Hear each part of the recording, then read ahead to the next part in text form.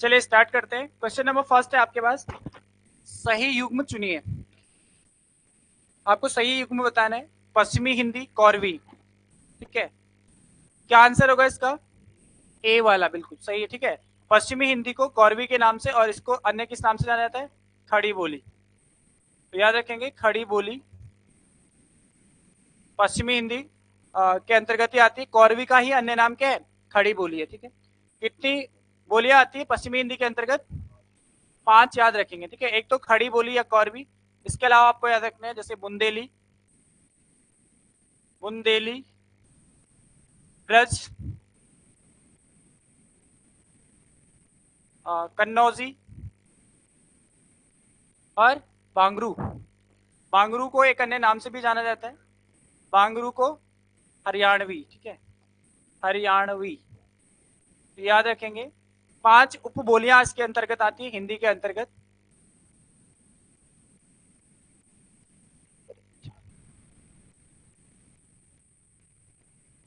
ठीक है, तो याद रखेंगे पश्चिमी हिंदी के अंतर्गत 5 उपबोलियां कौन कौन सी आती हैं, ठीक है। कई बार आता है तो 5 उपबोलियां इसके अंतर्गत आती हैं, ठीक है। देखो बिहारी के अंतर्गत कौन कौन सी उपबोलियां आती है?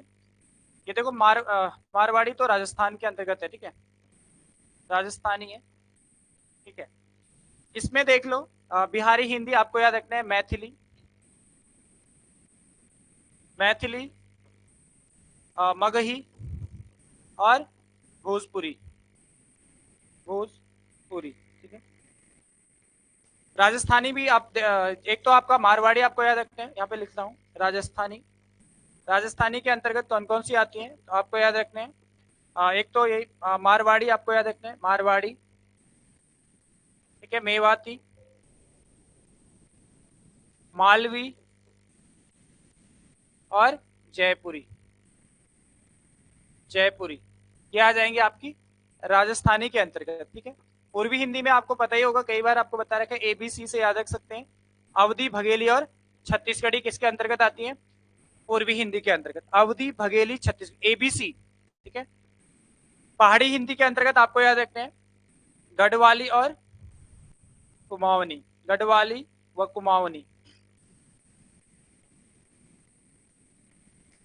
इसके अलावा नेपाली भी आती है, ठीक है। नेपाली भी किसके अंतर्गत आती है?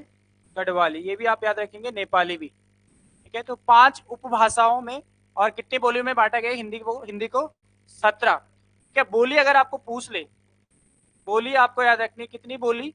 17। उपभाषाएं हैं 5। 5 कौन कौन सी? पश्चिमी हिंदी, बिहारी, राजस्थानी, पूर्वी हिंदी और पहाड़ी हिंदी, ठीक है। ये पूरा आपको याद रखना चाहिए, बेसिक है। यहाँ से कई बार क्वेश्चन आते हैं निम्न में से कौन सी बोली किस भाषा की है, ठीक है, किस उपबोली किसकी बोली है, किस भाषा की है, तो याद रखेंगे, ठीक है। तो ये आपको याद रखना है 17 बोली और 5 उपभाषाएं। चलिए आगे देख लेते हैं। क्वेश्चन नंबर सेकंड है, ए के उच्चारण स्थान का नाम है, क्या होगा? कंठ, तालव्य, ठीक है। ए को आपको तोड़ना था, अगर आपको तोड़ेंगे ए को तो ए का निर्माण हुआ है अ प्लस ई से मिलके, ठीक है, अ प्लस ई से। तो अ ध्वनि कैसी है? कंठ ध्वनि है, जबकि ई कैसी ध्वनि है? तालु। तो ये क्या बनेगा? कंठ तालु, ठीक है। तो याद रखना है एक ध्वनि हमेशा कंठ तालु होती है, ठीक है। कंठोष्ठ में भी आप याद रखेंगे जैसे आपका ओ और आओ, कंठोष्ठ ध्वनि है, ठीक है। इसको भी अगर हम तोड़ेंगे तो ये इसका निर्माण हुआ अ प्लस ऊ से मिलके, ठीक है। तो अ आपको पता है कंठ ध्वनि है, जबकि ऊ कैसी है? ओष्ठ, ठीक है। तो क्या कहलाएगा? कंठोष्ठ। ऊ और आव दोनों ही क्या होते हैं? ओ और आव दोनों ही कंठोष्ठ होते हैं, ठीक है। याद रखना है, तोड़ना आपको आना चाहिए, ठीक है। तालिब भी आपको पता ही है, ई ई किस में आते हैं? ई और ई तालब्य, ठीक है। च वर्ग तो पता ही होगा, इसके अलावा ई भी आप याद रखेंगे, ठीक है। दंत तो आपको पता ही होगा, वो कचटतप वाला आपको याद होगा, ठीक है। इसके अलावा देखो आपका ये आता है दंतोष्ठ, दंतोष्ठ बताओ, दंतोष्ठ आता है व। इसके अलावा फा, कौन सा फा? नुक्ता चिन्ह जिसके साथ लगा होता है, ठीक है, लिख लेना इसको, व और फा, ये नुक्ता चिन्ह वाला ये भी क्या है? दंतोष्ठ, क्या याद रखेंगे? दंतोष्ठ। चलिए आगे बढ़ते हैं। क्वेश्चन नंबर थर्ड है, प्रजा हितैषी नामक पत्र के संपादक थे राजा लक्ष्मण सिंह। 1855 में इनके द्वारा इसका प्रकाशन किया गया था, 1855 में, 1855। तो आंसर होगा इसका बी। नेक्स्ट देख लेते हैं, क्वेश्चन नंबर फोर्थ है, निम्न विकल्पों में से कौन सा शब्द उदार का विलोम है? उदार का विलोम क्या होता है? अनुदार होगा, ठीक है। उदार का अनुदार, इसके अलावा कृपण भी होता है, ठीक है। कृपण, कृपण मतलब होता है कंजूस, ठीक है। तो उदार का कंजूस भी हो सकता है, ठीक है। चलिए नेक्स्ट देखते हैं, क्वेश्चन नंबर 5 है, निम्नलिखित में से कौन सा वाक्य पूर्वकालिक क्रिया का उदाहरण है? ठीक है, जैसे पिछली क्लास में भी आपको बताया था कि पूर्वकालिक क्रिया क्या होती है, एक क्रिया समाप्त होकर दूसरी क्रिया उसी समय स्टार्ट हो जाती है, तो उसको बोला जाता है पूर्वकालिक क्रिया। सुनैना नहाकर स्कूल गई, एक कार्य कंप्लीट किया नहाकर, उसके बाद स्कूल गई, दूसरा कार्य स्टार्ट किया, ठीक है। तो क्या होगा यहाँ पे? एक, ऑप्शन ए आंसर हो जाएगा, ठीक है। ऑप्शन बी है, राजा कनाडा से लौट आया है। कौन सी क्रिया है यहाँ पे? कौन सी सकर्मक क्रिया है, अकर्मक? अकर्मक क्रिया यहाँ पर। क्या लौटा? आंसर नहीं मिल रहा है, आपको क्वेश्चन करना था क्या से। राजा कनाडा से लौट आया, ठीक है। तो यहाँ पर क्या लौट आया, आंसर नहीं मिल रहा है, तो सकर्मक क्या क्रिया होगी? अकर्मक, अकर्मक क्रिया होगी, ठीक है। ऑप्शन सी आपके पास, अध्यापक विमला को किताब से पढ़वाता है, कर्म के आधार पे। कौन सा होगा यहाँ पे? सकर्मक तो है, द्विकर्मक क्रिया यहाँ पर है, आपको याद रखना है। देखो द्विकर्मक, द्विकर्मक में आपको याद रखना है, इसको कैसे पहचानेंगे आप? क्या और किसको से क्वेश्चन करेंगे। अगर क्या और किसको का आंसर आपको मिल जाए तो वहां पर होता है द्विकर्मक क्रिया। जैसे यहाँ पर है, अध्यापक बिमला को किताब से पढ़वाता है। क्या पढ़ाता है? किताब, किताब से पढ़ाता है। किससे पढ़ाता है? क्या है किससे, ठीक है। किसको पढ़ाता है? बिमला को। जैसे ये इस तरह से आपको याद रखना है, जैसे अध्यापक कक्षा को हिंदी पढ़ाता है। क्या पढ़ाता है? हिंदी पढ़ाता है। किसको पढ़ाता है? कक्षा को पढ़ाता है। दोनों का क्या और किसको का आंसर अगर आपको मिल जाए तो वहां पर होता है आपका द्विकर्मक क्रिया, ठीक है। ये आपको याद रखना है, ठीक है। चलिए नेक्स्ट देख लेते हैं, क्वेश्चन नंबर 6। क्वेश्चन नंबर 6 है, मैं अपने आप वस्त्र साफ कर लेता हूं, इस वाक्य में कौन सा सर्वनाम है? निजवाचक, अपने आप। अपने आप से, अपने आप किसके लिए होता है? निजवाचक के लिए प्रयोग किया जाता है, आंसर होगा सी, ठीक है। नेक्स्ट देख लेते हैं, क्वेश्चन नंबर 7 है, निम्नलिखित शब्दों में से एक स्त्रीलिंग शब्द है, ठीक है। तो कौन सा होगा यहाँ पे? टकसाल। इसका आपको वाक्य प्रयोग करना होता है, ठीक है। जैसे दाग, दाग लगा, दाग अच्छा नहीं बुरा होता है, ठीक है। दाग बुरा है, ठीक है। तो मतलब बुरा कैसे भी मतलब, ठीक है। घर बना, ठीक है। खीरा खाया, ठीक है। तो यहाँ पर टकसाल बनी होता है, ठीक है। तो यहाँ पर क्या होगा? स्त्रीलिंग। नेक्स्ट क्वेश्चन नंबर 8 है, कलाधर उपनाम से रचना करने वाले का नाम है? जयशंकर प्रसाद, आंसर हो जाएगा बी, ठीक है। देखो सबसे पहले तो जयशंकर प्रसाद का जन्म आपको याद रखना है, कब हुआ इनका जन्म? तो याद रखेंगे 1889 में, और 1937 में इनकी मृत्यु हुई, ठीक है। इनका जीवन काल याद रखेंगे 1889 से 1937, ठीक है। क्वेश्चन कैसे भी बन सकते हैं आपके पास, ठीक है। आपके सिलेबस में है तो सिलेबस से आप, अगर आउट ऑफ सिलेबस नहीं है, चाहे वो जन्म पूछे चाहे मृत्यु पूछे, वो आपके सिलेबस में है, ठीक है। तो आपको पूरा जीवन काल याद रखना है, 1889 से 1937 तक इनका जीवन काल था। एक इनकी पत्रिका हर बार पूछी जाती है, हंस पत्रिका, ठीक है। हंस पत्रिका किसकी है? जयशंकर प्रसाद की, 1932 में इनके द्वारा प्रकाशित की गई थी, ठीक है। इसके अलावा इनसे जो बन सकते हैं, एक तो इनकी अब इस तरह से क्वेश्चन पूछे जा रहे हैं कि जैसे नाटक कौन सी विधा की रचना है, इनका उपन्यास कौन सा है, काव्य कौन सा है। तो सबसे पहले आप इनका लिखेंगे काव्य, याद रखेंगे, इन तीन तीन करके याद रखेंगे, आंसू, लहर और झरना। आंसू, लहर और झरना इनकी काव्य संग्रह है। इनका नाटक आप याद रखेंगे, बहुत बार पूछे जाते हैं, चंद्रगुप्त, स्कंदगुप्त, अजात शत्रु, और एक और था ध्रुव स्वामिनी, ध्रुव स्वामिनी, ये क्या हो जाएंगे, इनकी नाटक हो जाएंगे, ठीक है। इसके अलावा उपन्यास इनके पूछे जाते हैं। उपन्यास आपको याद रखना है, उपन्यास, तितली, कंकाल और इरावती। और इरावती के ब्रैकेट में लिखेंगे अधूरा। क्वेश्चन आता है कि जयशंकर प्रसाद का अधूरा उपन्यास कौन सा है, तो कौन सा है, इरावती है, ठीक है। कहानी संग्रह भी इनके पूछे जाते हैं। कहानी संग्रह एक और याद रखेंगे, जैसे यहाँ पे ऊपर लिख रहा हूं, कहानी संग्रह,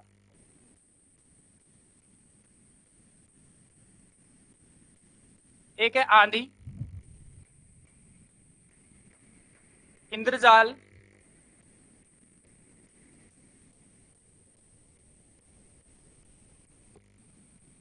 कहानी संग्रह में आपको याद रखना है इंद्रजाल, आंधी, प्रतिध्वनि और आकाशदीप भी है, ठीक है। प्रतिध्वनि और आकाशदीप लिख लेना, प्रतिध्वनि और आकाशदीप। देखो ऐसे ही तोड़ तोड़ के आपको याद करना है, याद भी हो जाएगा, आपको ये भी पता नहीं चलेगा, आप सीधा आपके माइंड में आएगा तो उपन्यास है, ये तो नाटक है, ठीक है। तो इस तरह से तोड़ के आप अगर याद करेंगे तो याद हो जाएगा आपको, ठीक है। और जितनी बार आप प्रैक्टिस करेंगे ना, ये चीजें याद नहीं होती, जितना आप पढ़ेंगे इनको, जैसे आपको आपके माइंड में आप लिखते जाएंगे तो याद होती जाएगा, अपने आप से आंसर आएगा आपके मुंह से, ठीक है। तो ऐसे प्रैक्टिस आपको करनी है कि आपको कुछ भी यहाँ से बने तो आपका गलत ना हो। और मैक्सिमम एनसीईआरटी में यही है, उसके नाटक जो उपन्यास है, इससे बाहर 90% यहीं से क्वेश्चन बनेंगे आपके, ठीक है। 10% अगर बहुत ज्यादा टफ बना दे तो अलग हो सकता है, वो सभी के लिए टफ हो जाता है, ठीक है। तो ऐसे आपको याद करना है, फिर गलत नहीं होगा, ठीक है। चलिए नेक्स्ट देखते हैं, क्वेश्चन नंबर 9 है, निम्नलिखित में से किस शब्द में उपसर्ग का प्रयोग नहीं है, किसमें नहीं है, प्रश्न में, ठीक है। तो प्रश्न में उपसर्ग नहीं है, बाकी सभी में देखो प्रति उपसर्ग हो जाएगा, प्रतिष्ठा में अधि उपसर्ग होगा, अधिकार में, और यहाँ पर सम उपसर्ग हो जाएगा, क्या होगा, सम, सम संस्कार में, ठीक है। चलिए नेक्स्ट देख लेते हैं, क्वेश्चन नंबर 10 है, इनमें से डॉट डॉट कृदंत है, कौन सा होगा, लड़ाई। तो आपको याद रखना है, क्रिया या धातु के साथ लगने वाले पढ़ते क्या कहलाते हैं, कृदंत पढ़ते कहलाते हैं, ठीक है। तो लड़ यहाँ पे धातु है, इसके साथ लगा हुआ पढ़ते हैं कृदंत पढ़ते, ठीक है। इसके अलावा एक तद्धित पढ़ते होते हैं, उसको आपको याद रखना है। तद्धित पढ़ते में 3 चीजें याद रखनी है, संज्ञा, सर्वनाम और विशेषण। संज्ञा, सर्वनाम और विशेषण पे लगने वाले जो पढ़ते हैं, उनके अंत में लगने वाले जो पढ़ते हैं वो क्या कहलाते हैं, तद्धित पढ़ते हैं। और संज्ञा आप आसानी से पहचान सकते हैं कि कौन सी संज्ञा है, विशेषण भी आप पहचान ही सकते हैं, ठीक है। और सर्वनाम भी आप पहचान लेंगे। तो संज्ञा, सर्वनाम और विशेषण पे लगने वाले पढ़ते क्या कहलाते हैं, तद्धित पढ़ते, जबकि धातु और क्रिया के साथ लगने वाले पढ़ते कहलाते हैं कृदंत पढ़ते, ठीक है। नेक्स्ट देख लेते हैं, क्वेश्चन नंबर 11 है, निम्नलिखित में से तद्भव तत्सम का सही शब्द युग्म कौन सा है, कौन सा होगा इसमें, आंसर होगा डी, पुराना का पुराण, ठीक है। बाकी देखो विसरना, विस्मृति, इसका क्या होगा, विस्मृति होगा, ठीक है। गेहूं का सभी को पता होगा क्या होता है, गोधूम होता है गेहूं का, ठीक है। ये पहानी था, ठीक है, पहानी, ये ये गलत लिखा है, ठीक है। पहानी का होगा परिधान, परिधान, ठीक है। बाकी पुराना का पुराण बिल्कुल सही है, तो आंसर होगा आपका डी। चलिए आगे देख लेते हैं, क्वेश्चन नंबर 12 है, भूत के पांव किसकी व्यंग्य रचना है, हरिशंकर परसाई, ठीक है। भूत के पांव पीछे पूरा है इसका, तो भूत के पांव पीछे हरिशंकर परसाई की आंसर होगा आपका बी। हरिशंकर परसाई से भी 2 चीजें इंपॉर्टेंट है, याद रखना है। एक तो इनको पूछा जाता है कि हरिशंकर परसाई को साहित्य अकादमी पुरस्कार कब और किस रचना के लिए दिया गया था, ठीक है। तो याद रखेंगे 1982 में, विकलांग श्रद्धा का दौर, ठीक है। 1982 विकलांग श्रद्धा का दौर का दौर रचना के लिए इनको साहित्य अकादमी पुरस्कार दिया गया था, आपको याद रखना है साहित्य अकादमी, ठीक है। कब दिया गया, 1982 में, विकलांग श्रद्धा का दौर, ठीक है। और एक पत्रिका इनकी याद रखना है, वसुधा पत्रिका, इसको भी लिख लो। वसुधा पत्रिका किसकी है, हरिशंकर प्रसाई की, वसुधा, ठीक है। बाकी और रचनाएं आज एक लेखक एक दिन करेंगे, बाकी इनका थोड़ा ही बताया मैंने, दूसरे दिन करेंगे। ठीक है, चलिए आगे देखते हैं। जन्म कब हुआ हरिशंकर परसाई का? 1922 देख लेना है एक बार, 1922 में शायद। चलिए आगे देखते हैं। क्वेश्चन नंबर 13 है, निम्नलिखित शब्दों में से एक की वर्तनी शुद्ध है? आंसर होगा डी, निरपराधिनी। निरपराधी होता है, और अगर स्त्रीलिंग का प्रयोग, स्त्रीलिंग वहां पे बनाएंगे तो निरपराधिनी हो जाता है। ठीक है, देखो अभियांत्रिक तो गलत है, अभियांत्रिक होता है। ठीक है, अभियांत्रिक ये हो जाएगा शुद्ध। अत्याधिक नहीं होता है, अत्यधिक होता है, अत्यधिक शुद्ध। ठीक है, ये आपको याद रखना है। और निरोग तो कई बार पूछा गया, नी कैसी होती है? बड़ी, निरोग होता है। ठीक है, तो ये वाला बिल्कुल सही आंसर होगा डी। ठीक है, अभियांत्रिक ऐसा लिखा जाता है, आपको याद रखना है। नेक्स्ट क्वेश्चन नंबर 14 है, उच्चारण में प्रयुक्त संधि का नाम है? व्यंजन संधि। ठीक है, इसका अगर हम संधि विच्छेद करेंगे तो ये होगा उत्धन चारण। व्यंजन संधि में हमेशा एक चीज याद रखना है, इसके साथ हमेशा हलंत आता है। ठीक है, क्योंकि व्यंजन हमेशा स्वतंत्र नहीं बोले जाते, किसके सहायता से बोले जाते हैं? स्वरों की सहायता। तो व्यंजन हमेशा आधा आता है, ये आपको याद रखना है, इसलिए उस पर क्या लगा होता है? हलंत लगा होता है। आंसर होगा इसका व्यंजन संधि। ठीक है, क्वेश्चन नंबर 15 है, कुंद इंदु सम देह उमा रमन करुणा अयन में कौन सा समास, कौन सा अलंकार होगा? उपमा अलंकार। ठीक है, देखो क्या पहचान है इसकी? सम। मैंने आपको बताया था सम मतलब जहां पर भी तुलना की जाए, सा सम। ठीक है, सरिस, जहां पर ये शब्द आ गए तो आपको सीधा आंसर करना है उपमा अलंकार, मतलब तुलना की जा रही है। ठीक है, आंसर होगा बी। नेक्स्ट क्वेश्चन नंबर 16 है, कपटी मित्र के लिए एक सही मुहावरा है? आस्तीन का सांप। ठीक है, तो आंसर होगा इसका बी, आस्तीन का सांप। ऑप्शन ए दांत काटी रोटी, पक्की दोस्ती या गहरी मित्रता। ठीक है, पक्की दोस्ती यहां पे लिख लेना, पक्की दोस्ती।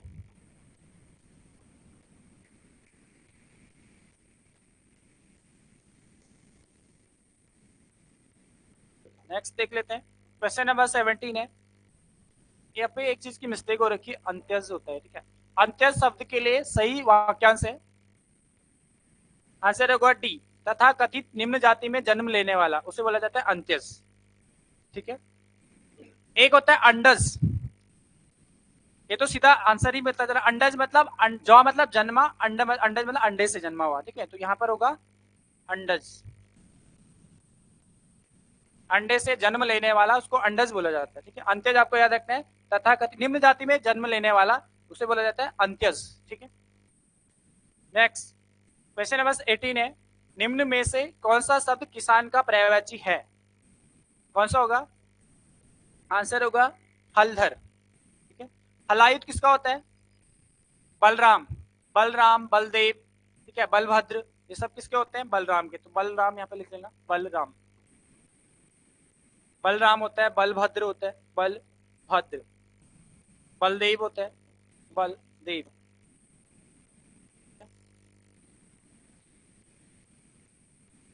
चलिए नेक्स्ट क्वेश्चन नंबर 19 है, विशेषण के कितने प्रकार हैं? ये 4 प्रकार, बेसिकता सभी को पता है। कौन कौन सी? सबसे पहले आपको याद रखना है गुणवाचक। ठीक है, संख्यावाचक, परिमाणवाचक, परिमाणवाचक और सार्वनामिक विशेषण। ठीक है, सार्वनामिक विशेषण ये आपको याद रखना है। ये हो जाएंगे 4। बाकी बता ही रखा सबके बारे में आपको। ठीक है, नेक्स्ट क्वेश्चन नंबर 20 है, वर्तमान हिंदी का प्रचलित रूप है? क्या होगा? खड़ी बोली। ठीक है, खड़ी बोली या कौरवी, इसी को कौरवी भी बोला जाता है। ठीक है, आंसर होगा सी। चलिए जीएस पे आ जाओ। क्वेश्चन नंबर 21 है, भारत के प्रागैतिहासिक मानव का प्राचीनतम जीवांश निम्नलिखित में से किस स्थल से मिला है? कहां से मिला है? हथनौरा से। ठीक है, हथनौरा बोले या नर्मदा घाटी बोले एक ही बात है। ठीक है, नर्मदा घाटी। कई बार एक को हथनौरा ना देखे क्या लिखा होता है? नर्मदा घाटी। तो नर्मदा घाटी वो घाटी का नाम है, पर्टिकुलर स्थान का नाम है हथनौरा।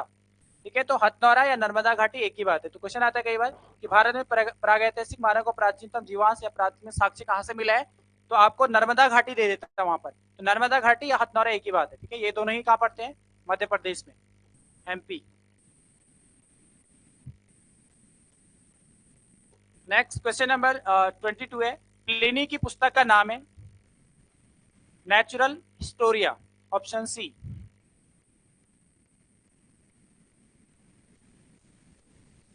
नेक्स्ट क्वेश्चन नंबर 23 है, निम्नलिखित में से किस सुल्तान के दरबार में सबसे अधिक गुलाम थे? फिरोजशाह तुगलक। ठीक है, फिरोजशाह तुगलक के दरबार में लगभग 1,80,000, 1,80,000 तक संख्या पहुंच गई। ठीक है, 1,80,000 इसके दरबार में गुलाम थे। ठीक है, एक इनकी जो आत्मकथा है उसका नाम क्या है?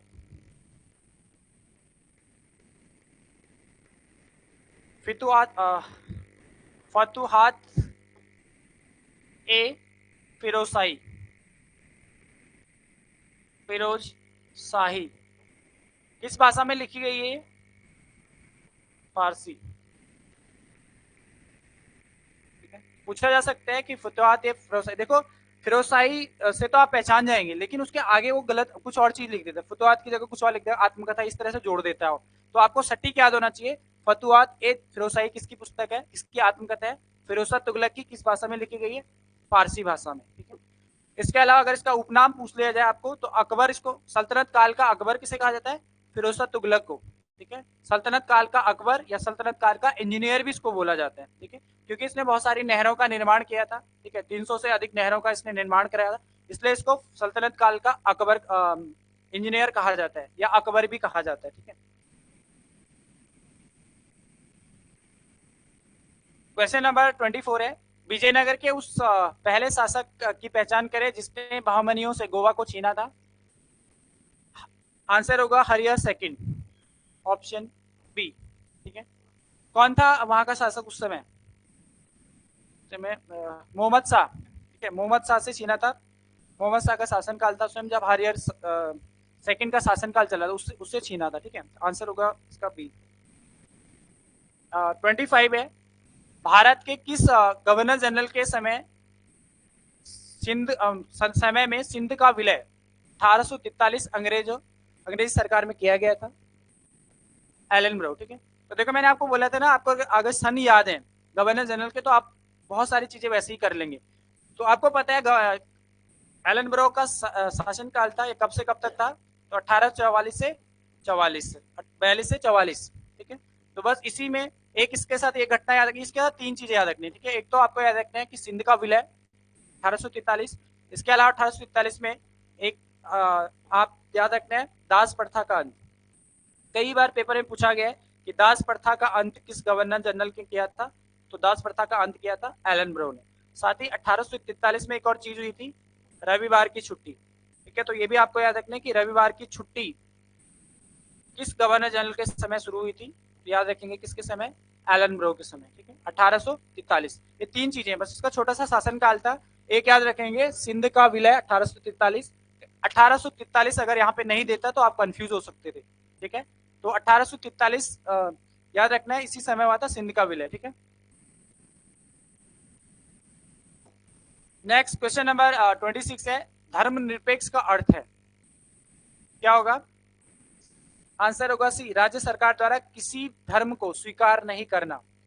मतलब धर्मनिरपेक्ष होता है, कोई एक धर्म नहीं है, धर्म के आधार पे हम लोग भेदभाव नहीं कर सकते, उसी का मतलब धर्मनिरपेक्ष। ठीक है, इस धर्मनिरपेक्ष शब्द को कब जोड़ा गया था? हाँ, 1976 में जोड़ा गया था। ठीक है, एकमात्र जो संविधान संशोधन जो प्रस्तावना में किया गया था, 42वां संविधान संशोधन, इस संविधान संशोधन के तहत 1976 में धर्मनिरपेक्ष शब्द को हमारे संविधान में जोड़ा गया। ठीक है, तीन चीजें जोड़ी गई थी, एक धर्मनिरपेक्ष, समाजवादी और राष्ट्र की अखंडता। ठीक है, या तो धर्मनिरपेक्ष बोलता है या पंथ निरपेक्ष बोलता है, दोनों का मतलब सेम है। ठीक है, धर्मनिरपेक्ष या फिर समाजवादी और राष्ट्र की अखंडता, ये तीन शब्द जोड़े गए थे 42वें संविधान संशोधन 1976 के तहत। ठीक है, तो आंसर होगा इसका सी। नेक्स्ट देख लेते हैं क्वेश्चन नंबर 27 है, भारतीय संविधान के किस अनुच्छेद में नैसर्गिक न्याय, बस ये पॉइंट याद रखना है यहाँ पे, नैसर्गिक न्याय के प्रति के प्रसिद्ध सिद्धांत सुनवाई के अधिकार का समावेश किया गया था? अनुच्छेद 311 में। आंसर होगा डी, नैसर्गिक न्याय। ठीक है, आंसर 311, इसको याद रखना है। नेक्स्ट देख लेते हैं, क्वेश्चन नंबर 28 है, 1956 के राज्य पुनर्गठन अधिनियम द्वारा कितने राज्य और संघीय क्षेत्रों की स्थापना की गई है? आंसर होगा 14 राज्य और 6 संघीय क्षेत्र। तो आंसर ए है। ठीक है, एक आपका राज्य पुनर्गठन अधिनियम आपको याद रखना है कब का है? 1956 का। लेकिन अगर आपको पूछ लिया जाए कि राज्य पुनर्गठन आयोग कब का है? 1953। कंफ्यूज मत होना इसमें, आपको पूछा जा सकता है राज्य पुनर्गठन आयोग, ठीक है, 1956 भी ऑप्शन में हो सकता है। आपको आयोग कब का है? 1953 का है। किसकी अध्यक्षता में गठित किया गया था? फजल अली। ठीक है, तो याद रखेंगे फजल अली की अध्यक्षता में गठित किया गया था, ये आपको याद रखना है। ठीक है, कितने सदस्य थे इसमें? 3। ठीक है, एक तो आपका यही हो जाएगा फजल अली, 2 और याद रखने सदस्य के एम पणिकर, इंपॉर्टेंट क्वेश्चन है यहां से। ठीक है, बन सकता है के एम पणिकर, और दूसरा था हृदयनाथ कुंजड़ू। हृदयनाथ कुंजड़ू, हृदयनाथ कुंजड़ू और के एम पणिकर और फजल अली की अध्यक्षता में, या फजल अली की अध्यक्षता में ये दोनों और भी सदस्य थे। 3 सदस्य इसमें टोटल थे। ठीक है, तो अध्यक्ष थे फजल अली और के एम पणिकर और हृदयनाथ कुंजड़ू, इसके अन्य सदस्य हो जाएंगे। ठीक है, क्वेश्चन कैसे भी पूछा जा सकता है, क्वेश्चन पूछा जा सकता है निम्न में से राज्य पुनर्गठन आयोग का सदस्य नहीं था। 3 दे देगा, चौथा आपको कोई भी दे देगा कुछ भी यहाँ पे, तो वो भी आप यहाँ से कर सकते हैं। ठीक है, चलिए नेक्स्ट क्वेश्चन नंबर 29 है, मंडल आयोग का संबंध था पिछड़ी जाति से। ठीक है, अच्छा बताओ प्रथम पिछड़ी जाति का गठन कब किया गया था? प्रथम पिछड़ी जाति, प्रथम पिछड़ी जाति आयोग, तो याद रखेंगे कब का है? 1953 का। किसके अध्यक्षता में गठित किया गया था? काका साहब कालेलकर। यहां से भी इंपॉर्टेंट क्वेश्चन याद रखना है। प्रथम पिछड़ा वर्ग आयोग बना था 1953 में, किसकी अध्यक्षता में? काका साहब कालेलकर। ठीक है, दूसरा कब बना? दूसरा पिछड़ी जाति आयोग का गठन किया गया था 1979 में बीपी मंडल की अध्यक्षता में। ठीक है, बीपी मंडल जो आपको दे रखा है, बीपी मंडल की अध्यक्षता में दूसरा पिछड़ा वर्ग आयोग का गठन किया गया था। और इसी की सिफारिश पर, इसकी जो रिपोर्ट, इसने अपनी रिपोर्ट सौंपी थी 1980 में सौंपी थी, और इसी की सिफारिश पर जो ओबीसी को 27% आरक्षण दिया जा रहा है, इसकी सिफारिश पे दिया गया, बीपी मंडल आयोग की सिफारिश पे। इंपॉर्टेंट क्वेश्चन है, याद रखेंगे, क्वेश्चन पूछा जा सकता है कि जो ओबीसी को 27% आरक्षण दिया जाता है वो कब दिया गया? 1980 में दिया गया। किसकी रिपोर्ट, किसकी अनुशंसा पे? बीपी मंडल की अध्यक्षता में, उसकी अनुशंसा पे। ठीक है, 1980 में 27% आरक्षण, ये आपको याद रखना है। ठीक है, इंपॉर्टेंट है।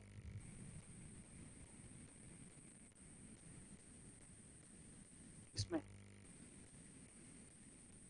इसने जो अपनी जो रिपोर्ट सौंपी थी वो 1980 में सौंपी थी, उसी की अनुशंसा की गई थी। बाद में भी कुछ हुआ था, लेकिन 27 सबसे पहले 27% आरक्षण देने की बात किसने करी थी? बीपी मंडल ने करी। इसने जब अपनी रिपोर्ट सौंपी थी, उस रिपोर्ट में लिखा गया था कि ओबीसी को 27% आरक्षण दिया जाए, या उसके बारे में ही थी, इसलिए बनाए गए थे। तो यहाँ पर ये लागू कब हुआ था, इसकी रिपोर्ट को कब सौंपा गया था? वो 1980 में। हालांकि इसमें बाद में भी संशोधन है, तो क्वेश्चन बन सकता है कि सबसे पहले ओबीसी को 27% आरक्षण देने की बात कब कही गई थी, और किस रिपोर्ट में कही गई थी? 1980 की रिपोर्ट में, बीपी मंडल की। ये इतना याद रखने से। ठीक है, नेक्स्ट देख लेते हैं। वैसे 93 में भी ऐसे इसमें बहुत सारे संशोधन छोटे छोटे होते रहे, लेकिन सबसे पहले 27% आरक्षण बीपी मंडल, इतना याद रखना। ठीक है, क्वेश्चन नंबर 30 है, राज्यसभा के सभापति का चुनाव कौन करता है? देखो उसको घुमा लिया, पिछली बार उपराष्ट्रपति पूछ लिया था, इस बार सभापति, तो वही है उपराष्ट्रपति। लोकसभा हाँ, लोकसभा एवं राज्यसभा के सभी सदस्य इसमें भाग लेते हैं। अनुच्छेद 66 का फर्स्ट। ठीक है, उपराष्ट्रपति ही राज्यसभा का पदेन अध्यक्ष होता है। ठीक है, क्वेश्चन नंबर 71, जो आपको क्वेश्चन दे रहा हूं मैं सारे क्वेश्चन पूछे गए पेपर में, ऐसे घुमा फिरा के उल्ट कैसे कभी तो क्वेश्चन वही है लेकिन घुमा फिरा के पूछे जाते हैं, ठीक है। क्वेश्चन नंबर 31 है, निम्नलिखित में से कौन सा त्योहार सुमेलित नहीं है? आंसर होगा सी, ओणम। ओणम कहाँ का है? केरल का। पोंगल तमिलनाडु, ओणम केरल, ठीक है। बैसाखी पंजाब, बिहू असम, ठीक है। सही आंसर होगा सी। क्वेश्चन नंबर 32 है, संरचनात्मक बेरोजगारी का कारण है, क्या हो जाएगा? अपर्याप्त उत्पादन क्षमता, आंसर होगा सी। अब देखो संरचनात्मक बेरोजगारी क्या होती है? स्ट्रक्चरल बेरोजगारी इसको बोला जाता है। स्ट्रक्चर मतलब ढांचा, ठीक है। कि जब इसी के कारण उत्तराखंड में जो सर्वाधिक पलायन जो हो रहा है वो संरचनात्मक बेरोजगारी के कारण ही हो रहा है। संरचनात्मक जो बेरोजगारी उसी के कारण तो लोग पलायन कर रहे हैं, क्योंकि जो गाँव में पहाड़ों में सुविधाएं नहीं है, वहां पर क्या है? अपर्याप्त उत्पादन क्षमता है, मतलब कि वहां पर सुविधाएं नहीं है, ना वहां पे सड़क है, ना पानी है, ना बिजली है, ना हॉस्पिटल से, इसीलिए लोग क्या करें? पलायन कर रहे हैं। संरचनात्मक बेरोजगारी मतलब अपर्याप्त उत्पादन क्षमता, ये आपको याद रखना है, ठीक है। एक आपको पूछा जाता है कि मौसमी बेरोजगारी कई बार पूछा जाता है, तो मौसमी आपको सीजनल जो बेरोजगारी होती है, ठीक है। जैसे गर्मियों में अभी सर्दियां हैं तो वाटर पार्क वगैरह बंद है, ठीक है, तो वो रोजगार बेरोजगार है, तो क्या है? मौसम के अनुरूप चेंज हो रही है, ठीक है। एक आता है आपके पास ऐच्छिक बेरोजगारी, ठीक है। ऐच्छिक बेरोजगारी क्या होती है? एक होती, सॉरी,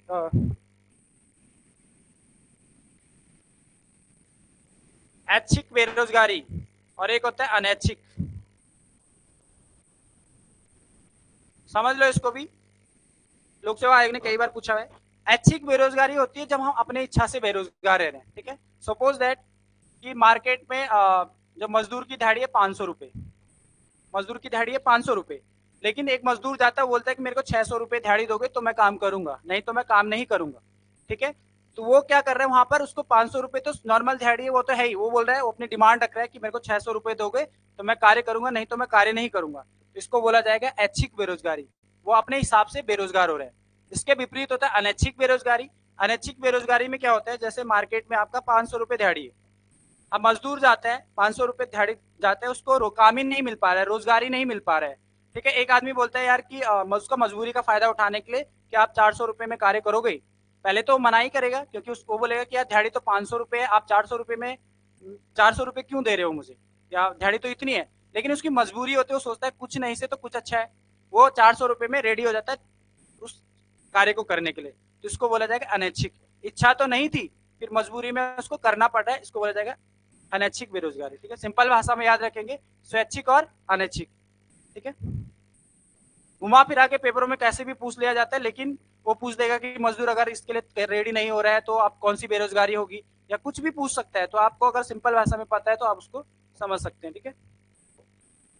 क्वेश्चन नंबर 33 है, किसी राष्ट्र की राष्ट्रीय आय होती है,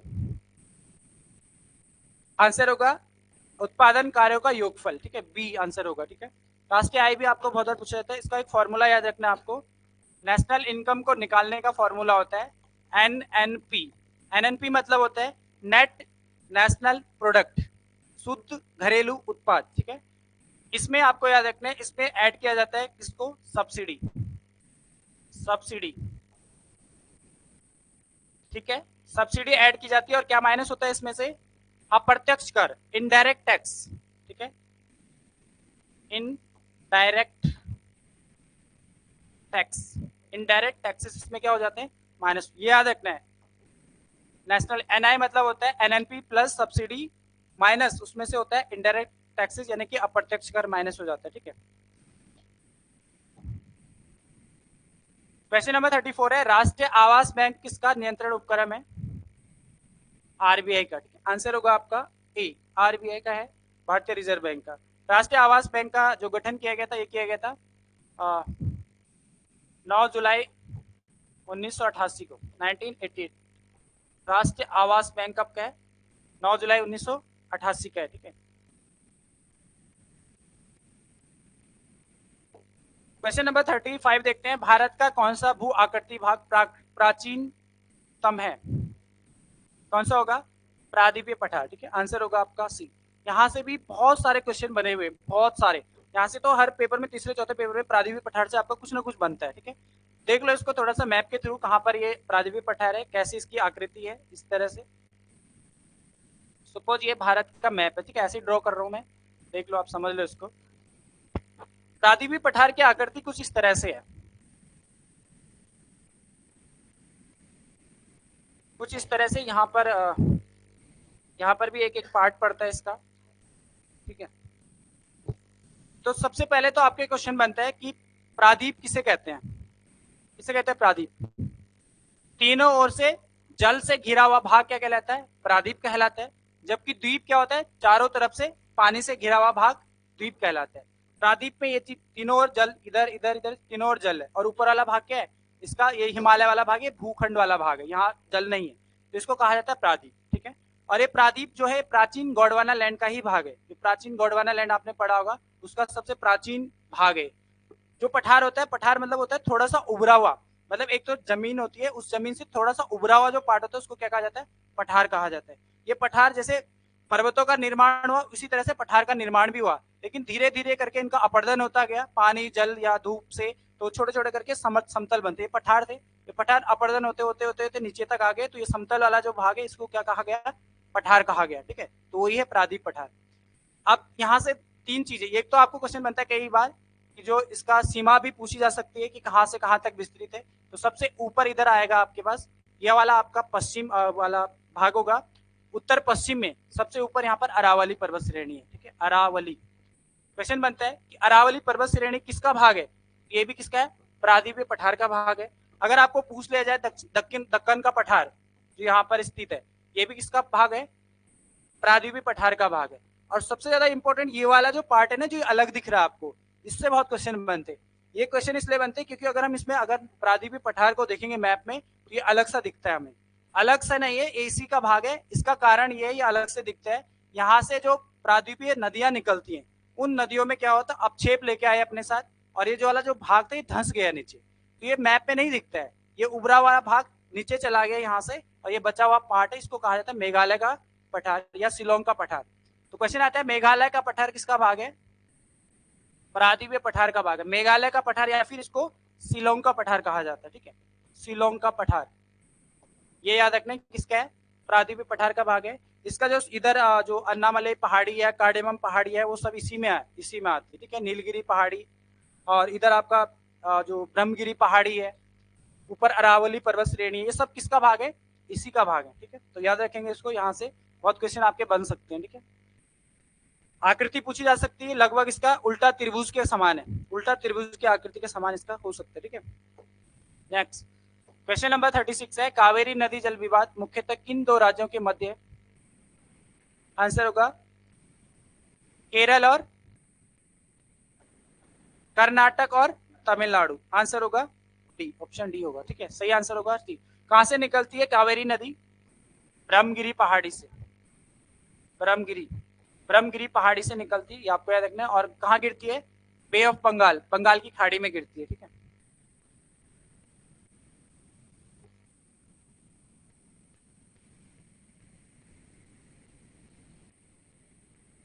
क्या चीज?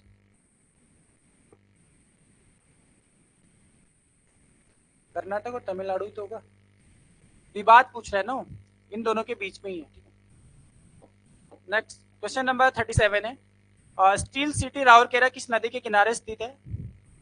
ब्राह्मणी नदी के किनारे। आंसर होगा बी। राउरकेला कहां पर स्थित है? उड़ीसा में स्थित है। ये आपको याद रखना है किसके सहयोग से बनाया गया था? तो याद रखेंगे जर्मनी। यहाँ से दो तीन स्टील प्लांट जो भी है, वहां से तीन चार क्वेश्चन आपके बन सकते हैं। एक तो ये वाला राउरकेला कहाँ पर स्थित है? उड़ीसा में। किसके सहयोग से बनाया गया था? जर्मनी। दूसरा आता है यहाँ पर आपका भिलाई। भिलाई कहाँ पर है? तो याद रखेंगे छत्तीसगढ़। किसके सहयोग से बनाया गया था? रूस के, ठीक है। तीसरा आता है आपके पास दुर्गापुर। दुर्गापुर कहाँ पर है? वेस्ट बंगाल में है, पश्चिम बंगाल में। और किसके सहयोग से? तो याद रखेंगे ब्रिटेन या फिर इंग्लैंड, ठीक है। अब ये तीन तो क्या थी? ये तीन सेकंड पंचवर्षीय योजना के दौरान गठित की। क्वेश्चन बनता है कि कुछ भी दे देगा, मतलब बोल देगा कि भिलाई किस पंचवर्षीय योजना के दौरान इसका भिलाई का गठन किया गया था, तो आपको याद रखना है द्वितीय पंचवर्षीय। भिलाई, राउरकेला और दुर्गापुर, ये तीनों ही द्वितीय पंचवर्षीय योजना के दौरान बनाई गई थी। जबकि एक चौथी आपका बोकारो, बोकारो आपको याद रखना है, ये बोकारो झारखंड में स्थित है, झारखंड, ठीक है। और ये किसके सहयोग से, तो ये भी रूस के है, ठीक है, रूस के सहयोग से। और ये कौन सी पंचवर्षीय योजना आएगा, तो तृतीय पंचवर्षीय। इसका 1965 के आसपास इसका निर्माण किया गया, 65-66 देता है, ठीक है। तो याद रखेंगे झारखंड में रूस के सहयोग से और तृतीय पंचवर्षीय योजना है। बाकी ये तीनों जो है ये सेकंड पंचवर्षीय योजना के दौरान बनाई गई, ठीक है। यहाँ से यही क्वेश्चन बनते हैं, ठीक है। नेक्स्ट देख लेते हैं, क्वेश्चन नंबर 38 है, भारत की जलवायु की सबसे महत्वपूर्ण विशेषता कौन सी है? पवनों की दिशा में परिवर्तन, जिस कारण यहाँ पे वर्षा ऋतु जो भी होती है चेंज होता है, ठीक है, मौसम परिवर्तन, ठीक है। आंसर होगा सी। क्वेश्चन नंबर 39 है, दाचीग्राम राष्ट्रीय उद्यान में मुख्य रूप से पाया जाता है तेंदुआ, मुख्य रूप से तेंदुआ, आंसर होगा इसका सी। कहां पर है दाचीग्राम? जम्मू कश्मीर में, ठीक है, इंपॉर्टेंट है दाचीग्राम, जम्मू कश्मीर में है, आपको पूछा सकता है कई बार कहां पर है, JNK में है। एक और चीज यहां से याद रखना है, हंगुल, हंगुल एक हिरन की प्रजाति है, ठीक है, हंगुल एक हिरन की प्रजाति, ये विलुप्त के कगार पर, संकटग्रस्त प्रजाति, एंडेमिक स्पीसीज है, ठीक है। इसको क्या किया जा रहा है, इसको संरक्षण किया जा रहा है, कहां पर? दाचीगाम राष्ट्रीय उद्यान में, जम्मू कश्मीर में। तो याद रखेंगे हिरन की प्रजाति है और इसको संरक्षित किया जा रहा है कहां पर? दाचीगाम राष्ट्रीय पार्क, जम्मू कश्मीर में, ठीक है। नेक्स्ट क्वेश्चन नंबर 40 है, राष्ट्रीय ताप विद्युत निगम NTPC की निम्नलिखित केंद्रों में संबंधित राज्यों से सुमेलित करिए, ठीक है। अभी यहाँ से पूछ लिया गया था सिंगरौली वाला, ठीक है, सिंगरौली का है मध्य प्रदेश, तो आंसर क्या होगा इसका? आंसर होगा इसका बी, ठीक है। इसको मैच कर लेना आप और याद कर लेना इनको, ठीक है, कहां पर कौन सा है। नेक्स्ट क्वेश्चन नंबर 41 है, भारत में कहां पर कर्तन दहन प्रणाली कृषि को करुआ कहा जाता है? इंपॉर्टेंट क्वेश्चन है, करुआ, झारखंड, आंसर होगा डी। देखो भारत में ये जो झूम खेती है इसी को कर्तन दहन भी बोला जाता है, मतलब जलाने के बाद कृषि की जाती है, अलग अलग नाम, अलग अलग राज्यों में अलग अलग नाम से जानी जाती है, ठीक है।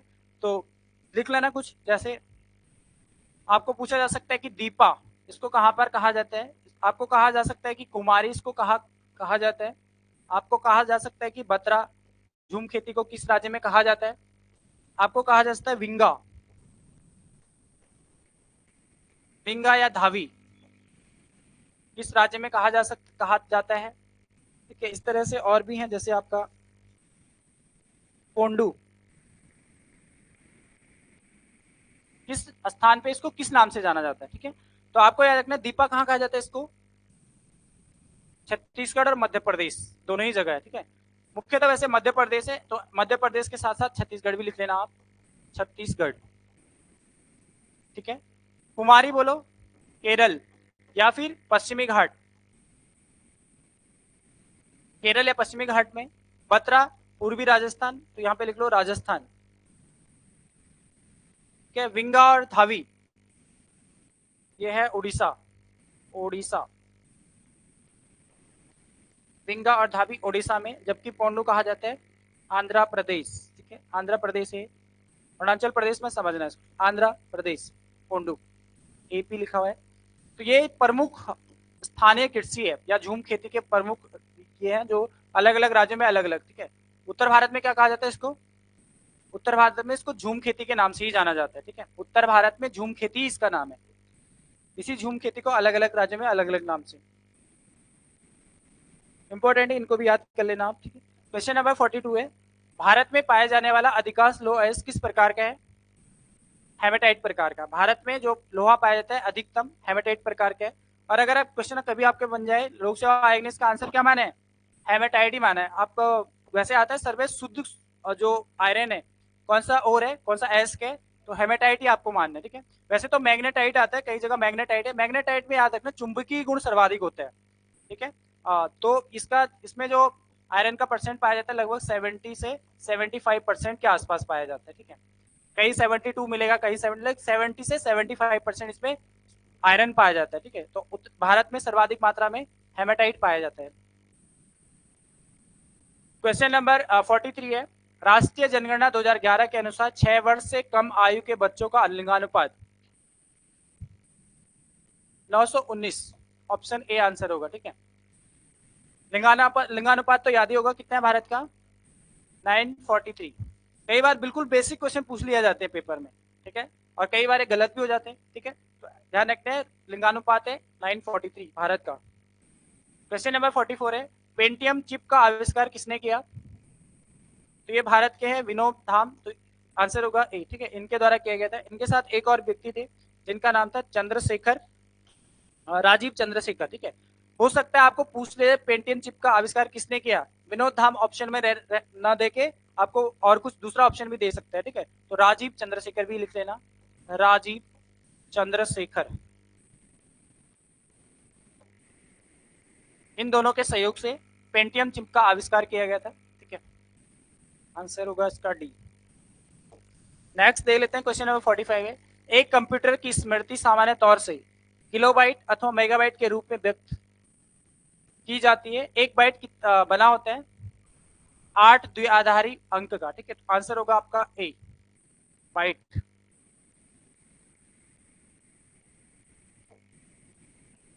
क्वेश्चन नंबर 46 है, कंप्यूटर में अधिकांश प्रोसेसिंग डॉट डॉट में होती है, सीपी में होती है, इसी का नाम है सेंट्रल प्रोसेसिंग यूनिट, ठीक है, मस्तिष्क बोला जाता है कंप्यूटर का, ठीक है, सारा प्रोसेसिंग यहीं पर होता है ज्यादातर।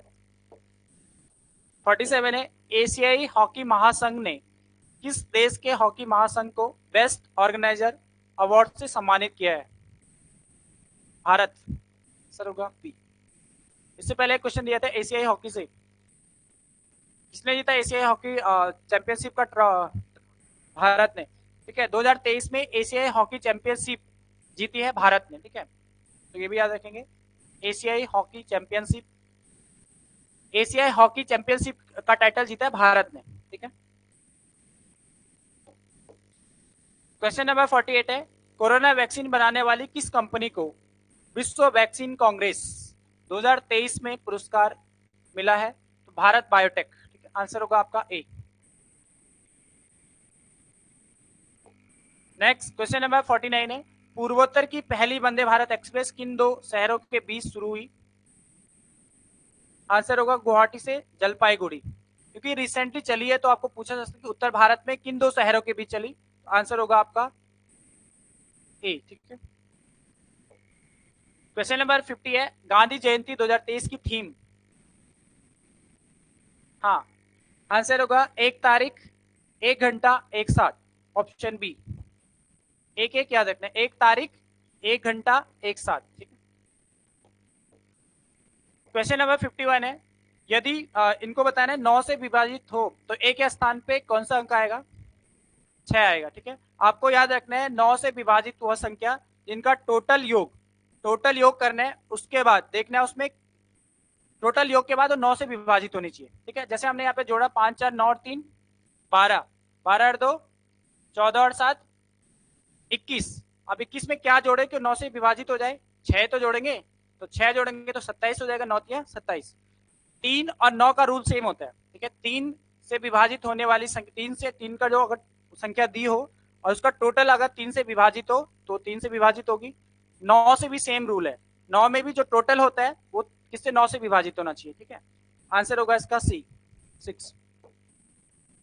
क्वेश्चन नंबर 52 है, यदि बीते कल से पहला दिन बुधवार था तो रविवार कब होगा? आने वाले कल से अगला दिन, ऑप्शन आंसर होगा सी, ठीक है, हो गया था नहीं ये वाला। चलिए नेक्स्ट देखते हैं, क्वेश्चन नंबर 53, निम्न शब्दों को शब्दकोश क्रम में व्यवस्थित कीजिए, क्या आंसर होगा इसका? इसका आंसर आ रहा होगा बी, बी आ रहा है, ठीक है, ये भी लोक सेवा आयोग का फेवरेट क्वेश्चन है, बनना ही बनना है यहाँ से शब्दकोश से, ठीक है, या फिर अरेंज करने के लिए दे देता है पहले से बाद के क्रम में, या पहले क्या होगा फिर क्या होगा, इस तरह से, ठीक है। क्वेश्चन नंबर 54 है, दर्शाई गई स्थिति के आधार पर @ चिन्ह के विपरीत क्या होगा? एक्स, ये भी आ गया होगा सभी का, ठीक है। जहां पर देखो, जहां पर नहीं आया होगा, नहीं आता है, आप पूछ लिया करो, ठीक है। क्लास में कई बार क्या होता है, हम लोग ना हिचकिचाहट करते हैं, यार नहीं आ रहा तो बगल वाला क्या बोलेगा, ऐसा कभी नहीं सोचना है, मूर्ख बनना पड़ता है अगर आपको निकलना है तो। सच्चाई है, ये नहीं सोचना अरे हमें आ रहा होता तो फिर हम क्यों आते हैं, सीखने के लिए आ रहे हैं, कि जहाँ पे नहीं आ रहा है बेहिचक आपको पूछना है, ठीक है। तो ऐसा बिल्कुल नहीं सोचना है कि नहीं आ रहा है तो हम वहां पेपर में गलत मत करना, इसको करी हुई चीजें गलत नहीं होनी चाहिए पेपर में। नेक्स्ट देखते हैं क्वेश्चन नंबर 55, इसका जो सही आंसर होगा बी होगा, ठीक है। डी तो नहीं हो सकता है, डी तो गलत है, ठीक है। देखो समझ लो जिसने गलत किया है। आपको अगर देखो मैं यहाँ पर ये चिन्ह बनाया मैंने, बोल रहा है पुरुष, पिता और डॉक्टर। अब देखो सभी पुरुष क्या होते हैं, पिता होते हैं, ये तो अंडरस्टूड है, ठीक है। और अगर मैं यहाँ पे बोलूं सभी पुरुष पिता है, सभी पिता क्या होते हैं, पुरुष होते हैं, दोनों बन रहे हैं। अब डॉक्टर जरूरी तो नहीं है कि सभी पुरुष या सभी पिता डॉक्टर होंगे, तो इसका कुछ भाग यहाँ पे टच करेगा, ठीक है। कुछ पुरुष डॉक्टर हो सकते हैं, कुछ पिता डॉक्टर हो सकते हैं, सभी नहीं हो सकते हैं, जरूर सभी कभी भी नहीं होगा, तो आंसर होगा इसका ये वाला, ठीक है, ऑप्शन बी। क्वेश्चन नंबर 56 है, लुप्त संख्या ज्ञात कीजिए यहाँ पर। हाँ देखो ये इंटू हो रहा है, 9 5 जा 43 माइनस 2, यहाँ पर भी 9 63, और 63 में से 2 माइनस करेंगे तो 61 आंसर हो जाएगा आपका ए।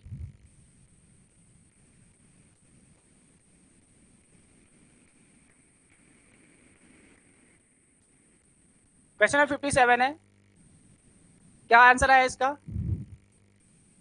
48 आ गया था, 48 नहीं आया होगा, आ गया था, चलो जिसका आ गया वेरी गुड, जिसका नहीं आया देख लो, ठीक है। देखो यहाँ पर सबसे पहले आपको पूछ रहे, क्वेश्चन को ध्यान से पढ़ना है। दो संख्याएं ऐसी है कि उनका अंतर, उनका योग तथा उनका गुणनफल का रेशो दे रखा है, ठीक है, 1:7:24 के अनुपात में है, तो संख्याएं का गुणनफल है। सबसे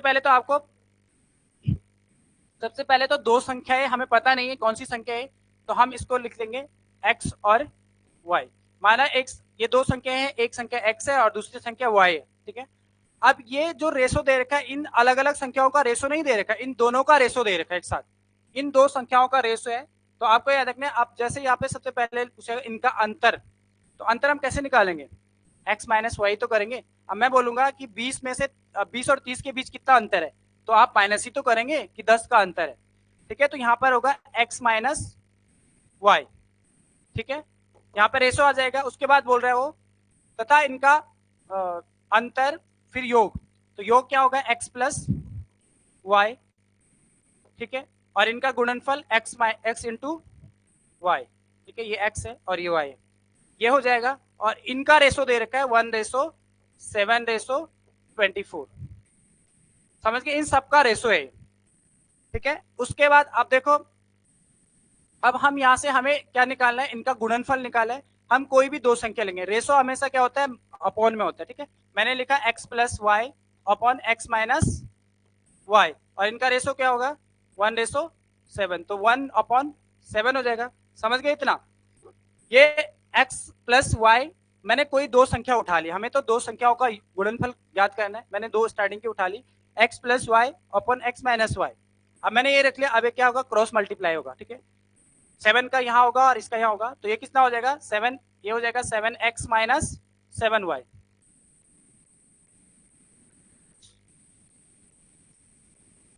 x प्लस वाई है ना,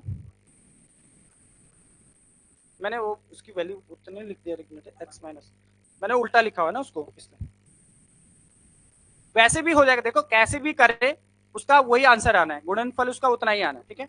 अब देखो ये क्या है 7, इसको रुक जाओ, उल्टा ही लिख लिया मैंने, लिख लो दोबारा से देख लो इसको, उसी के हिसाब से चलेंगे, x minus y upon x plus y is equal to 1/7, क्योंकि जो सामने की वैल्यू होती है उसके सामने ही आती है, ठीक है।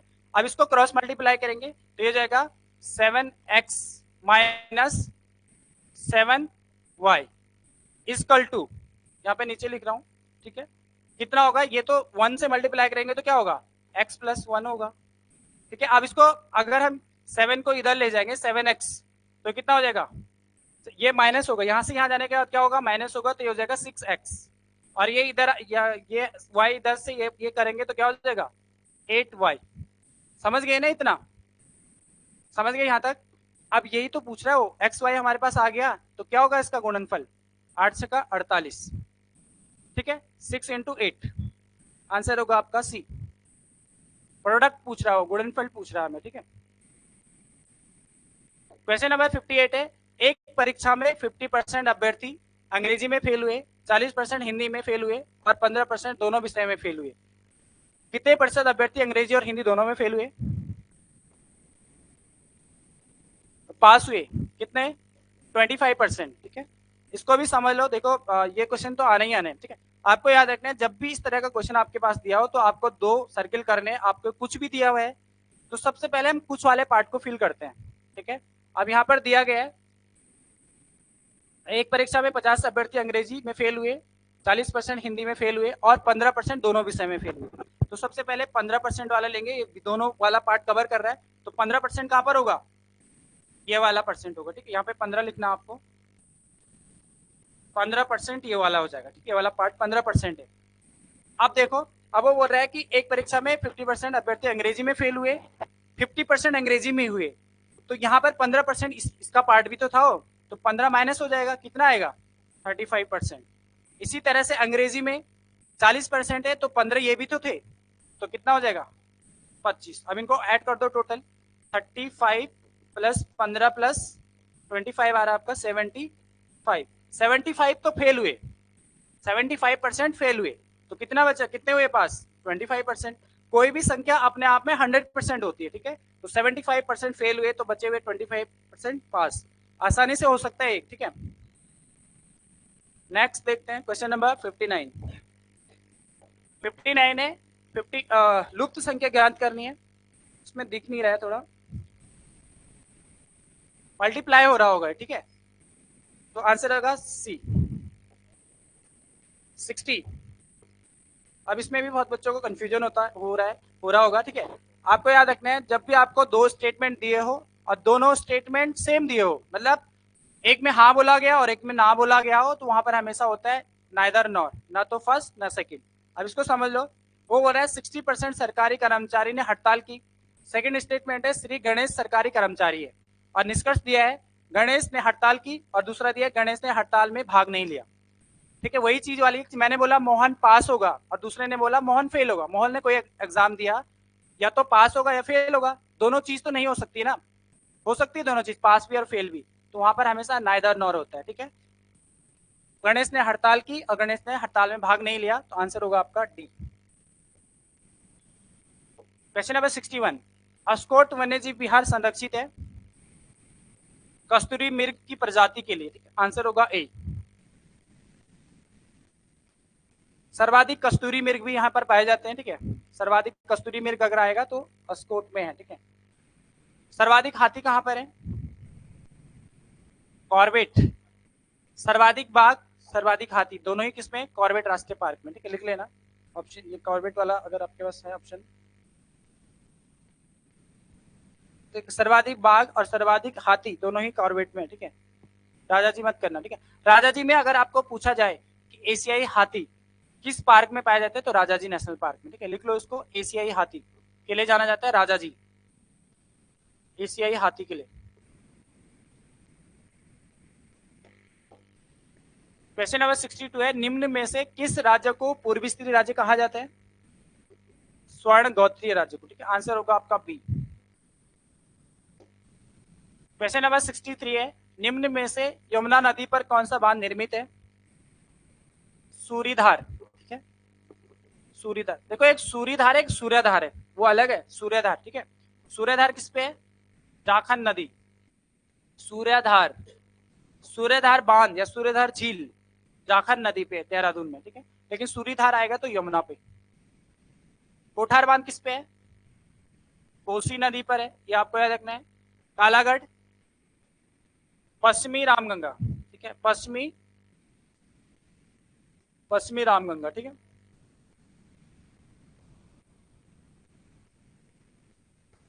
किसाओं तो किसाओं के।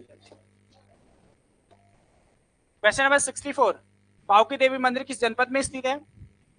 पावकी देवी मंदिर टिहरी में है, ठीक है। आंसर होगा बी, यह हमारे इलाके में है, ठीक है। चलिए, इंपॉर्टेंट है, यहाँ पे बहुत बड़ी संस्था बन रही है, मीटिंग वगैरह हो रही है, तो बहुत थोड़ा उसका बढ़ावा हो रहा है, ठीक है। तो इसलिए याद रखना है, पावकी देवी मंदिर आपका टिहरी में, ठीक है। क्वेश्चन नंबर 65 है, उत्तराखंड उच्च न्यायालय नैनीताल ने निम्न में से किस ग्लेशियर को जीवित प्राणी का दर्जा दिया है? गंगोत्री ग्लेशियर को, ठीक है। हथलिंग नहीं, गंगोत्री। आंसर होगा ए। देखो गंगोत्री ग्लेशियर को 2021 में जीवित प्राणी का दर्जा दिया गया था, ठीक है। हालांकि ये जो ये विवाद था, विवाद में चला गया था, कोर्ट में गया था ये मामला, ठीक है। क्योंकि हुआ क्या था कि किसी भी एक राज्य को अधिकार नहीं है कि वो गंगा नदी को जीवित प्राणी का दर्जा देते। गंगा नदी वही है, तो दूसरे राज्यों ने विवाद इसमें किया कि गंगा नदी तो उत्तर प्रदेश में भी बहती, बहुत सारे राज्यों में बहती हुई जाती है, तो किसी भी एक राज्य को पर्टिकुलर अधिकार नहीं कि उसको जीवित राज्य का दर्जा दे दिया। तो केंद्र दे दे वो अलग बात है। तो इसलिए विवाद हुआ था, 2021 में इसको दिया गया था, बाद में उसको समाप्त कर दिया गया था, ठीक है। क्वेश्चन नंबर 66 है, योदेव की ताम्र मुद्राओं में किस लिपि का प्रयोग किया गया है? ब्राह्मी लिपि। आंसर होगा ए। क्वेश्चन नंबर 67 है, वन अनुसंधान संस्थान FRI भवन का डिजाइन किस ब्रिटिश वास्तुविद ने किया? CG पॉम्फिट। आंसर होगा आपका बी। चलिए कई बार हो गया वैसे, ठीक है, देख लेना। क्वेश्चन नंबर 68 है, नेपाल के शासक अशोक चल ने कतुरी राज्य पर कब आक्रमण किया था? 1191 में। आंसर होगा बी। किससे पता चलता है हमें अशोक चल का आक्रमण? गोपेश्वर त्रिशूल लेख, ठीक है। तो याद रखना है, गोपेश्वर त्रिशूल लेख से हमें पता चलता है कि अशोक चल ने उत्तराखंड पे आक्रमण किया था, ठीक है। दोनों जगह आक्रमण किया था, गढ़वाल पर भी और नेपाल कुमाऊं पर भी, ठीक है। जब इसने कुमाऊं पे नेपाल आक्रमण किया उस समय वहां का शासक कौन था? तो याद रखेंगे नानकी चंद। लिख लेना, इंपॉर्टेंट है ये। क्वेश्चन बन सकता है कि अशोक चल के आक्रमण के समय कुमाऊं पर किसका शासन था? नानकी चंद। जबकि गढ़वाल में किसका था? आनंद पाल। क्या गढ़वाल में आप याद रखेंगे आनंद पाल फर्स्ट, आनंद पाल प्रथम, ठीक है। तो दोनों ही याद रखने हैं, कुमाऊं पे नानकी चंद का, जबकि गढ़वाल पर आनंद पाल शासन कर रहे थे उस टाइम, ठीक है। क्वेश्चन नंबर 69 है, मुंड तथा सवर नाम से भी जाने जाने वाली कुमाऊं की प्राचीन जाति है? कोल हो जाएगा। आंसर होगा डी, ठीक है, कोल। नेक्स्ट क्वेश्चन नंबर 70 है, हरदत्त जोशी या हरिदत्त जोशी के अनुसार चंद्रवंश का संस्थापक कौन था? इसने थोवर चंद को माना है, ठीक है। आंसर होगा डी। क्वेश्चन नंबर 71 है, उत्तराखंड में एप्पल संबंधित है? सी हो जाएगा, धरातली चित्र और भित्ति चित्रण से। Answer c. Next question number 72 है, निम्नलिखित चंद शासकों में से कौन मुगल बादशाह अकबर से मिलने उनके दरबार में गया था? रुद्रचंद, ठीक है। रुद्रचंद पहला शासक था मुगल दरबार में जाने वाला, ठीक है। और ये कब गया था? तो 1588 में लाहौर में भेंट होती है, ठीक है, लाहौर। अकबर से कब भेंट होती है? 1588 में लाहौर में, ठीक है। क्वेश्चन नंबर 73 है, 1451 के हुड़ैती ताम्र पत्र में किस चंद शासक के गांव दान देने का वर्णन है? तो भारती चंद। हुड़ैती ताम्र पत्र भारती चंद 1451, ठीक है।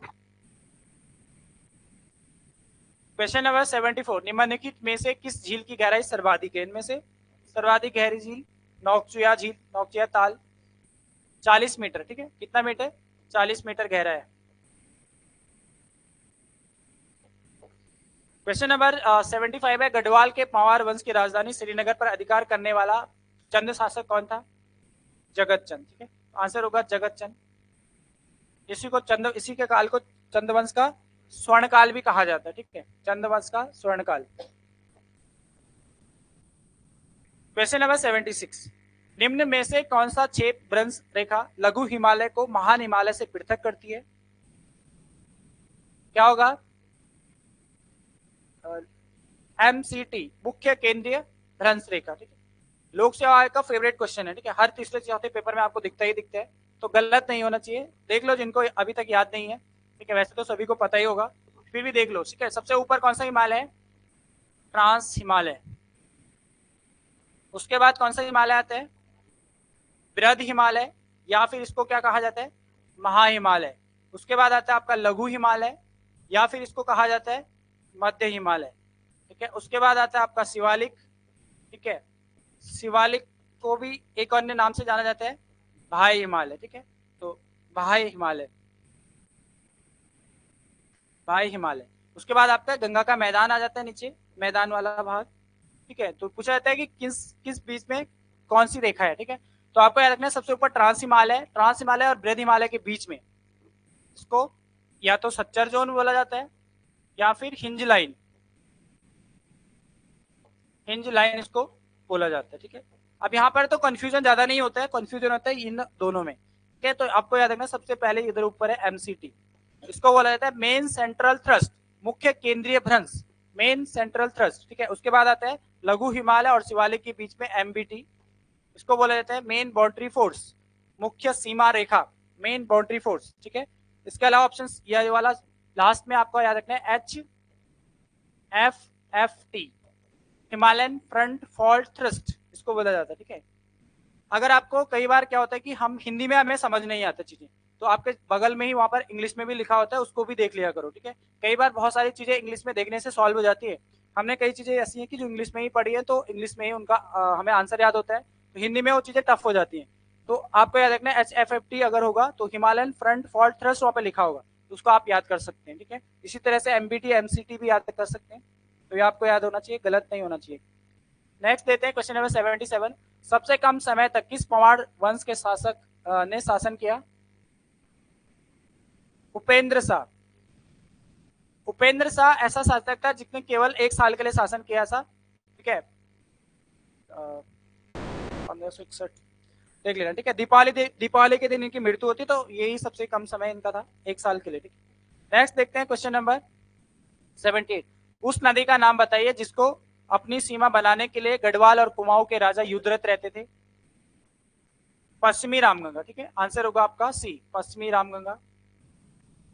नेक्स्ट क्वेश्चन नंबर 79 है, गर्भ भंजक की उपाधि किसे दी गई है? माधव सिंह भंडारी। भंजक अगर होता है गर्भ भंजन, गर्भ यहाँ पर होता है गर्भ भंजन। ठीक है, गर्भ भंजन 9 से याद रखना। ठीक है, गर्भ भंजन, गर्भ होता है ये हुआ होगा। ठीक है, गर्भ भंजन। ठीक है, चलिए नेक्स्ट देखते हैं क्वेश्चन नंबर 80, उत्तराखंड का प्रथम पावर हाउस कौन सा है? ग्लौगी जल विद्युत परियोजना। ठीक है, ग्लौगी जल विद्युत परियोजना आपका उत्तर भारत की पहली परियोजना है। ठीक है, उत्तर भारत की पहली परियोजना, 1907 में इसका निर्माण कार्य शुरू होता है और मई 1909 में पूरा हो जाता है। ठीक है, उत्पादन शुरू हो जाता है मई 1909 से। तो उत्तर भारत की पहली परियोजना और भारत की दूसरी परियोजना है। ठीक है, एक चीज और याद रखना है, इसका इसका जो निर्माण किया गया था किसके नेतृत्व में किया गया था? तो एक व्यक्ति थे कर्नल, लिख लो, कर्नल वेब, कर्नल वेब के नेतृत्व में किया गया था। और किसके द्वारा? तो विलियम विलिंग हर्ट। ठीक है, ये ज्यादा उसमें तो नहीं है, बस केवल उसमें BS नेगी में लिखा हुआ है, तो कई बार वो बना देता है क्वेश्चन, तो याद रखेंगे किसके नेतृत्व में किया गया था। नेतृत्व करता थे कर्नल वेब, लेकिन किसने किया था? विलिंग हर्ट ने इसका निर्माण किया था। ठीक है, विलिंग हर्ट ने निर्माण किया था कर्नल वेब के नेतृत्व में। ठीक है, नेक्स्ट क्वेश्चन नंबर 81 है, जहांगीरनामा के अनुसार गढ़वाल के किस शासक को जहांगीर ने हाथी एवं घोड़े उपहार स्वरूप प्रदान किए थे? तो श्याम शाह को किए थे, आंसर होगा आपका सी। नेक्स्ट क्वेश्चन नंबर 82 है, निम्नलिखित किस वर्ष में नैनीताल में भारी भूस्खलन हुआ था? 1880 में। ठीक है, इसमें याद रखना 18 सितंबर 1880 में। ठीक है, ठीक इसके 100 साल बाद 1980 कहां पर आया था भूस्खलन? 23 जून। ठीक है, डेट भी याद रखना है, तो 23 जून 1980 को ज्ञानसू, ज्ञानसू आपका उत्तरकाशी में है, ज्ञानसू उत्तरकाशी में भूकंप, भूकंप नहीं भूस्खलन। ठीक है, भूस्खलन है, तो ज्ञानसू में कब आया? 23 जून 1980 को। ठीक है, जबकि 18 सितंबर 1880 को कहां पर आया था? नैनीताल में। ठीक है, टिहरी डैम में कब आया था भूस्खलन? टिहरी डैम भूस्खलन 2004, अगस्त 2004 में टिहरी डैम भूस्खलन, लिख लो इसको भी, टिहरी डैम भूस्खलन अगस्त 2004। एक याद रखेंगे ऑपरेशन एंजल किससे संबंधित था? मालपा भूस्खलन। ठीक है, ब्लू एंजल था उसका नाम। ठीक है, ब्लू एंजल। क्वेश्चन बन सकता है कि ब्लू एंजल ऑपरेशन किसके लिए चलाया गया था राज्य में? तो जो मालपा भूस्खलन जो हुआ था, मालपा भूस्खलन 1998 में 17-18 अगस्त 1998 में, उसके लिए एक ऑपरेशन चलाया गया था, इसका नाम था ब्लू एंजल। ठीक है, ब्लू एंजल। क्वेश्चन नंबर 83 है, उत्तराखंड में सिंचाई अनुसंधान संस्थान कहाँ स्थित है? रुड़की में। ठीक है, इसकी स्थापना कब हुई? सिंचाई अनुसंधान संस्थान 1928। 1928। ठीक है, एक है सिंचाई अनुसंधान संस्थान, एक है आपका राष्ट्रीय, इसका नाम है, लिख लो इसको भी, इसका नाम है राष्ट्रीय जल विज्ञान संस्थान। अगर आएगा राष्ट्रीय जल विज्ञान संस्थान, ये भी रुड़की में है, लेकिन 1978। राष्ट्रीय जल विज्ञान संस्थान रुड़की 1978, 1978। ठीक है, नेक्स्ट देखते हैं क्वेश्चन नंबर 84 है, प्रदीप शाह के शासनकाल में गढ़वाल ने काफी समृद्धि प्राप्त की, वह सिंहासन पर बैठे 1717। ठीक है, ऑप्शन डी आंसर होगा इसका, 1770। क्योंकि ये पूछा जाता है, क्योंकि अगर आपको पूछा कि सर्वाधिक लंबे समय तक शासन किसका था, तो प्रदीप शाह का था। ठीक है, 1717 से 1772 तक इनका शासनकाल था। सबसे कम था उपेंद्र शाह और सर्वाधिक था प्रदीप शाह।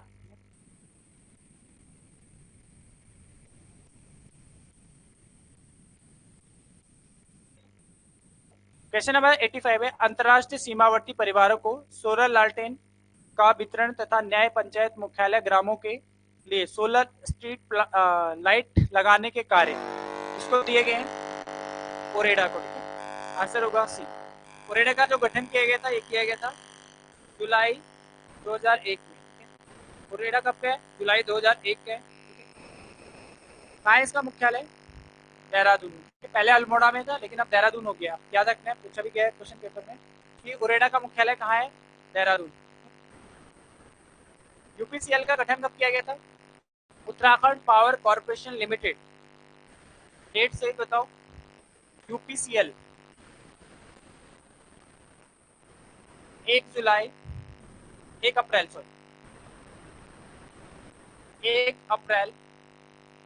2001।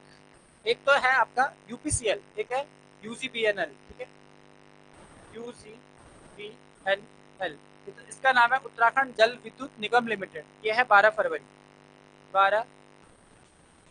2001। बेसिक चीजें गलत मत कर लेना वहां पर। ठीक है, यूजीबीएनएल उत्तराखंड जल विद्युत निगम 12 फरवरी 2001, उत्तराखंड पावर कॉर्पोरेशन लिमिटेड 1 अप्रैल 2001। ठीक है, और पिटकुल आ जाए तो पिटकुल 4 जून, 4 जून है, 1 जून है, 1 जून 2004। बिल्कुल 1 जून 2004।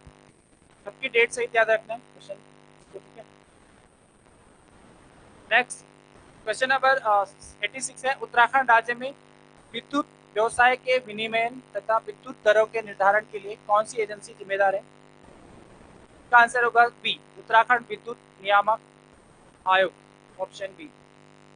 क्वेश्चन नंबर 87 है, वर्ष 2018 के संदर्भ में उत्तराखंड राज्य में औसत जन्म दर एवं औसत मृत्यु दर क्रमशः है।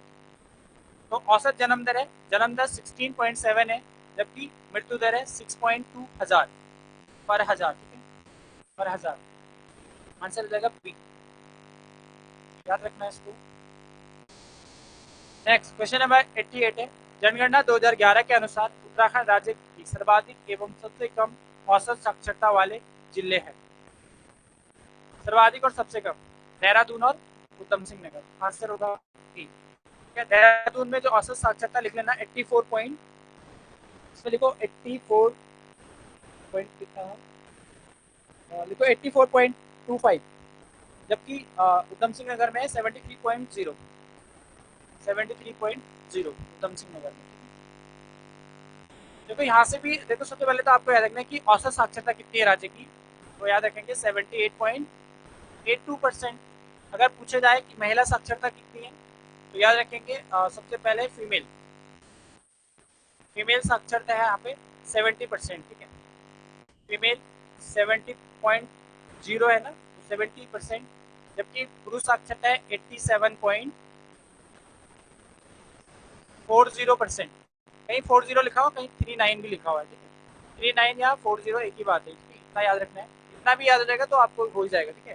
तो 87.39% है राज्य की पुरुष साक्षरता, ठीक है। औसत साक्षरता 78.82, महिला साक्षरता 70.0, पुरुष साक्षरता 87.39। औसत साक्षरता में स्थान अगर पूछ ले, राज्य का 17वां स्थान है, ठीक है। राज्य में 17वां स्थान है साक्षरता में। अगर पूछ ले या महिला साक्षरता तो 20वां, पुरुष साक्षरता 13वां। सारी चीजें याद होनी चाहिए यहाँ से, तो कुछ भी बन सकता है, ठीक है। पुरुष साक्षरता 13वां स्थान, महिला साक्षरता 20वां, औसत साक्षरता 17वां।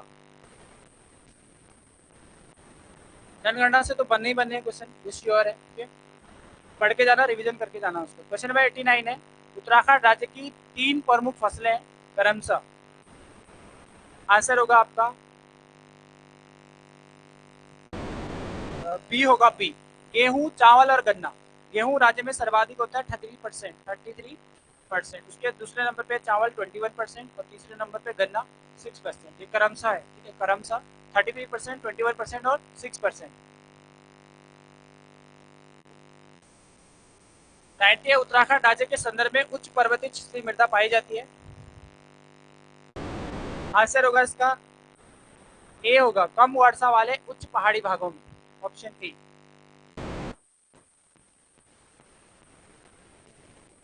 क्वेश्चन नंबर 91 है, राज्य के वनीय क्षेत्रों में स्थित खदानों से खनिजों का खनन निम्न में से किसके द्वारा किया जाता है? इसका आंसर होगा सी, उत्तराखंड वन विकास निगम। वन वन आ गया तो वनीय क्षेत्र में वन विकास निगम ही करेगा, ठीक है। नेक्स्ट क्वेश्चन नंबर 92 है, उत्तराखंड राज्य के संदर्भ में निम्नलिखित में से कौन सा वृक्ष है जो इमारती लकड़ी के लिए अति उत्तम है तथा उससे तेल भी निकाला जाता है? आंसर होगा देवदार, ठीक है, देवदार तेल भी निकाला जाता है, ऑप्शन डी। क्वेश्चन नंबर 93 है, 7वीं वन रिपोर्ट के अनुसार उत्तराखंड राज्य के निम्न में से किस जिले के वन क्षेत्र में वृद्धि नहीं हुई है? आंसर होगा डी, चंपावत। कितने जिलों में वृद्धि हुई है वन क्षेत्र में? 8 8 जनपदों में वृद्धि हुई है, 5 में नहीं हुई है, ठीक है, ये भी याद रखना है। 8 में वृद्धि हुई है, 5 में नहीं हुई है। क्वेश्चन नंबर 94 है, उत्तराखंड राज्य के संदर्भ में निम्नलिखित में से कौन सुमेलित नहीं है?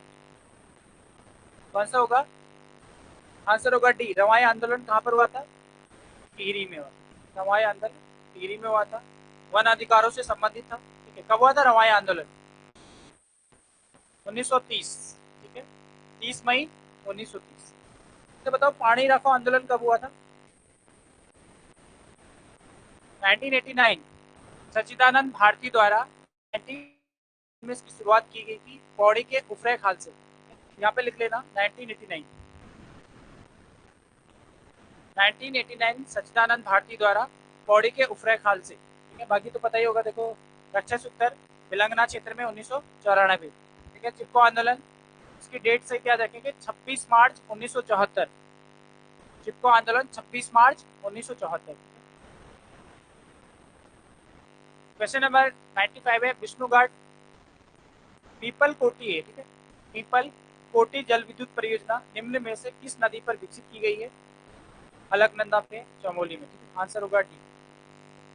क्वेश्चन नंबर 96, निम्नलिखित में से कौन सा ऐतिहासिक स्थल यमुना और मोदरघाट है, ठीक है, मोदरघाट के संगम पर अवस्थित है? लाखा मंडल हो जाएगा, आंसर होगा सी। कर्णाश्रम किस नदी के तट पर है? पालनी नदी के तट पर, ठीक है।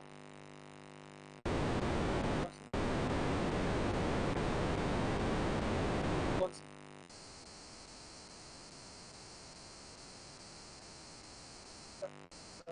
मोदरघाट और यमुना सही तो है, गलत बात कौन सा पूछ लिया आप? अलगाड़ नदी, वार्ड नदी कालसी के पास में मिलती हो, तो कालसी के पास सही है।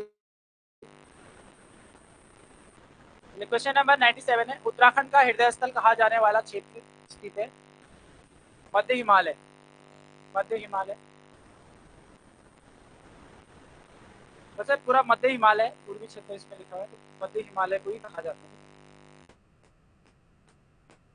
क्वेश्चन नंबर 98 है, उत्तरकाशी, चमोली तथा पिथौरागढ़ उत्तराखंड राज्य की वे जिले निम्नलिखित ये जिले निम्नलिखित में से किसके साथ सीमा साझा करते हैं? तो चीन के साथ हो जाएगा, आंसर होगा डी। राज्य की सर्वाधिक सीमा किससे लगती है? चीन से ही लगती है, ठीक है। चीन तिब्बत से 300 किलोमीटर आपको याद रखना है, ठीक है, जबकि नेपाल से 275 किलोमीटर आपको याद रखना है नेपाल से, ठीक है। चीन से है, चीन तिब्बत और ये होगा नेपाल। टोटल अगर सीमा पूछ ले तो कितनी है, तो आपको याद रखना है 625 625 ही तो होगा। टोटल अंतर्राष्ट्रीय सीमा कितनी है राज्य की? 625 किलोमीटर।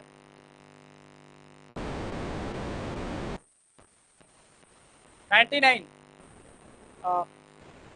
मिलाप, गंगोत्री, केदारनाथ, आदि हिमनद हिमालय की किस श्रेणी से संबंधित है? तो आंसर होगा हिमाद्री से, ठीक है। हिमाद्री या भी इसको बृहद हिमालय भी कहा जाता है, ठीक है, बृहद हिमालय। हिमांचल किसे कहते हैं? हिमांचल या हिमांचल, लघु हिमालय, यहाँ पे लिख लेना हिमांचल या हिमालय, हिमालय हिमांचल, सॉरी हिमांचल, ठीक है। हिमांचल लघु और मध्य हिमालय को, ठीक है, जबकि हिमाद्री कहा जाता है बृहद हिमालय को।